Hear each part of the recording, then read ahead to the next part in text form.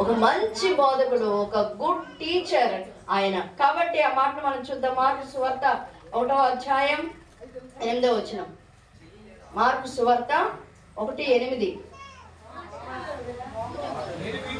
నేను మీకు నీళ్లలో బాప్తిస్మం ఇచ్చితిని గాని ఆయన పరిశుద్ధాత్మలో మీకు బాప్తిస్మం ఇచ్చినని చెప్పి ప్రకటించుచుండెను. ఇక్కడ పరిశుద్ధాత్ముడు మనల్ని ఏం చేస్తున్నాడంటే బోధ చేస్తున్నాడు. అంటే యేసుక్రీస్తు ప్రభువారు వచ్చి మనకి ఈ భూమి మీద యేసు ప్రభువారితో కొంతమంది శిష్యులు ఆయనతో పాటు ఉన్నప్పుడు వాళ్ళందరికీ ఏం చేశాడంటే వాళ్ళు ఎక్కడ ట్రైనింగ్ చేయలేదు, ఎవరి దగ్గర నేర్చుకోలేదు. ఎవరి దగ్గర నేర్చుకున్నారంటే ప్రభు దగ్గర నేర్చుకున్నారు. ప్రాక్టికల్ విషయాలను నేర్చుకొని వారు ప్రభు ద్వారా నేను వెళ్ళిపోతే మరలా మీ మధ్యలోనికి ఇంకొక ఆదరణకర్త అనే వ్యక్తిని పంపిస్తాను, ఆయన మీకు అన్ని విషయాలు బోధిస్తాడు, పాపమును గురించి, నీతిని గురించి, తీర్పుని గురించి ఒప్పింపు చేస్తాడు అని చెప్పాడు. అలాగే చెప్పి అనేక విషయాలను తన శిష్యులకు అలాగే అక్కడ ఉన్నటువంటి అనేక మంది ప్రజలకు ఆయన బోధించి వెళ్ళిపోయాడు. కాబట్టి ఆయన గుడ్ టీచర్.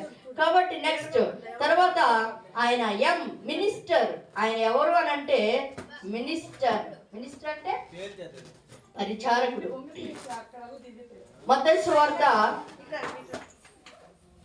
20:28 దాకా చదువుకున్నట్టుకున్నాం ఆ మాట. ఆయన అనేకులకు ప్రతిగా విమోచన క్రయధనంగా వచ్చినట్టుగా అదే మాట ఒకసారి చూడండి. పరిచారం చేయించుకుంటూ ఆయన రాలా, పరిచర్య చేయడానికి ఆయన వచ్చాడు. మన కోసం ఆయన పరిచర్య చేయడానికి వచ్చాడు. మనం మాత్రము మన బ్యాగులు ఎవరో వేయాలా, మన బైబిల్ ఎవరో పట్టుకోవాలా, లేదంటే మనకి ఎవరో ఏదో చెయ్యాలా అంటే యేసు ప్రభు వారి కంటే గొప్ప ఆధిక్యతను కోరుకుంటాం. అయితే అలాగని సేవకులకి చేయకూడదు అనేది కాదు. లేదంటే మీరు ఒకవేళ ఈ లోకంలో బోధకులని అనిపించుకోవద్దు, ఒక్కడే మీ బోధకుడని యేసు ప్రభు చెప్పారు కాబట్టి ఆయన గొప్ప బోధకుడు, ఆయన మనం గౌరవిద్దాం. అట్ ద సేమ్ టైం ఆయన మనకేం చేశాడంటే పరిచారం చేశాడు. మనం కూడా ఎప్పుడు పరిచర్య చేసే వారుగా ఉండాలి. కొంతమంది దేవుని పని చేయడానికి ముందుకు రారు, కానీ దేనికి ముందుకు వస్తారు నేను ఆ మాట నేను చెప్పను, మీకు తెలుసు.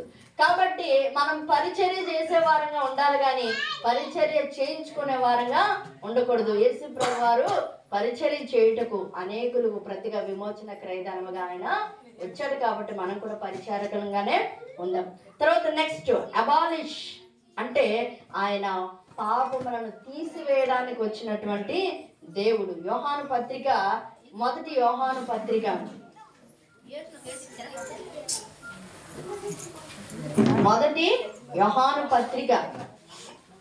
3వ అధ్యాయం 5వ వచనం. పాపములను తీసివేయుటకై ఆయన ప్రత్యక్షమాయనని మీకు తెలియను, ఆయన యందు పాపమేమి కూడా లేదు. చాలా మంది పాపములో ఉన్నవారు మీ పాపాలను తీసేస్తా అని చెప్తున్నారు. చాలా మంది వారి పాపాన్నే వారు తీసుకోవడం చేత కావట్లేదు. వారిలో ఉన్న పాపాన్ని విడుదల కలగడం వారికి చేత కాని వారు మా దగ్గరికి రండి, మీకోసం మేము అది చేసి ఇది చేసి మీ పాపాలని తొలగించేస్తామని చెప్తున్నారు. కానీ పాపములను తీసివేయడానికి ఎవరికి అధికారం ఉంది? మనిషి కుమారుడనే యేసుక్రీస్తుకు మాత్రమే అధికారం ఉంది. ఆ యేసుక్రీస్తుని మాత్రమే మీరు అంగీకరిస్తే మీలో ఉన్న పాపాలు పోతాయి, మీలో ఉన్నటువంటి సమస్త దుర్నీతి పోతుంది, మీలో ఉన్నటువంటి ప్రతి చీకటి పోతుంది. కాబట్టి పాపం తీసే హక్కు ఆయనకు ఉంది. కాబట్టి ఆయన దగ్గరికి మనము రావాలి. ఆయన మాత్రమే పాపములను తీసివేయగలడు. కాబట్టి ఆయన ఒక అబాలిషన్ గా లేదా ఒక పాపములను తీసివేసేవాడుగా ఈ భూలోకానికి వచ్చాడు. కాబట్టి నెక్స్ట్ ఇంకొక చివరి వచనాన్ని మనము చివరి మాటను చూసుకొని మనం ముగించుకుందాం. ఎస్ అంటే saviour. The God is a very very good savior. నీ దేవుడు ఎలాంటి దేవుడు అంటే నీకు మంచిగా సేవ్ చేయగలడు.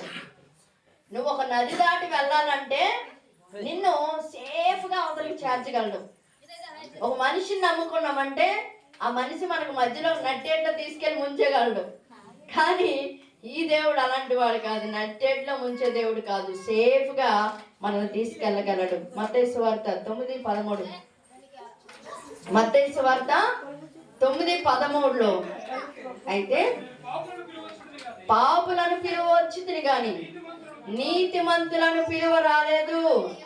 కనుక ఆయన కనికరమనే కోరుచున్నాడు కానీ బలిని కోరేవాడు కాదు. ఇందాక మనం చెప్పుకున్నాం కదా, ఆయన మనకు బలి తీసుకునే దేవుడు కాదు. ఎవరైనా మన కోసం అవసరమైతే బలి యాగమైపోయే దేవుడు ఆయన గాని బలిని కోరే దేవుడు కాదు. ఆయన పాపములను తీసివేయడానికి, పాపములను విరుగుడు చేయడానికి, పాపములను మనలో నుంచి విడిపించడానికి వచ్చినటువంటి దేవుడు.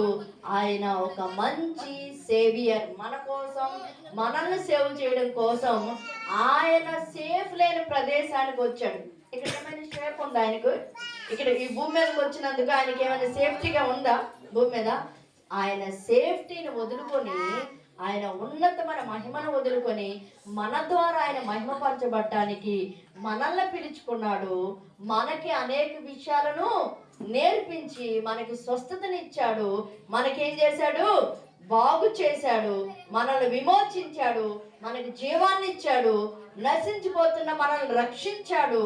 మనకు అనేక విషయాలను బోధించాడు. మనకి పరిచర్య చేశాడు. మనలో ఉన్న పాపాలను తీశాడు. మనల్ని పాపము నుంచి మనకి బదులుగా ప్రత్యామ్నాయ బలి అయిపోయాడు ఆయన.